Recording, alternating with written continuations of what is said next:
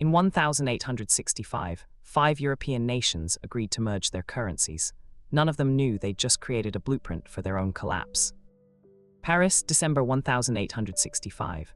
Representatives from France, Belgium, Italy, and Switzerland gathered in a conference room to solve a problem that had plagued trade across borders for centuries: incompatible coins. What they decided that month would echo through European finance for the next 50 years. They agreed to standardize their currencies, not through force but through a voluntary pact. The Latin monetary union was born. But to understand why they did this, we need to rewind. Before 1865, crossing from France into Belgium meant converting francs to francs worth less. Italian lire didn't circulate in Switzerland. Merchants faced constant losses. Travelers carried multiple currencies. Trade stalled. The friction was real. France had an idea. The franc, based on a fixed amount of silver, was stable and widely trusted. Why not make it the standard? Other nations could peg their own coins to the same silver weight. They wouldn't lose sovereignty. They'd just align. It was elegant. It was voluntary. It seemed inevitable.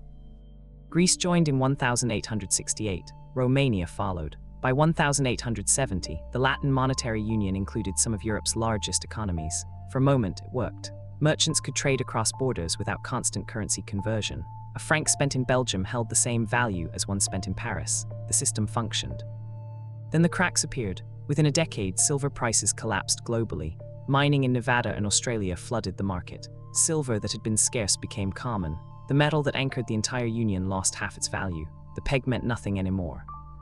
Nations began to cheat. They minted low-quality coins and exported them to other union members. Why keep good money at home? Italy sent debased silver coins into France. Belgium did the same. The voluntary agreement became a race to the bottom. Each nation tried to profit at the other's expense. By the 1890s, the union was hemorrhaging. Countries suspended free coinage. They refused to accept each other's coins at face value. The agreement that was supposed to unify Europe had instead created mutual resentment. Each member nation felt robbed. Trust evaporated. The Latin monetary union limped along until World War I. The war made it irrelevant. Nations needed to control their own money supply to finance military spending. The union dissolved, not with a formal announcement, but with quiet irrelevance. By 1927, it was officially dead. What happened? The union failed because it tried to enforce a standard without addressing the underlying incentives. Nations remained sovereign but bound by rules. When self-interest clashed with collective agreement, self-interest won. The system had no enforcement mechanism. Voluntary cooperation broke down when profit entered the room.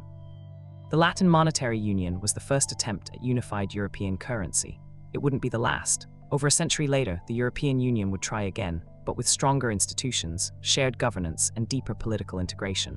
The lessons of 1865 were embedded in that design. The 19th century union showed that currency alignment alone isn't enough.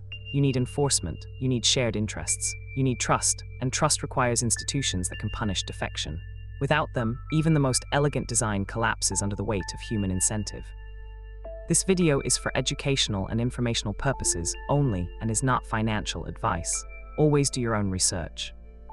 Subscribe to trace how financial systems rise and fall, each one a lesson in what works and what doesn't when nations try to align their interests. This video is for educational and informational purposes only and is not financial advice. Always do your own research.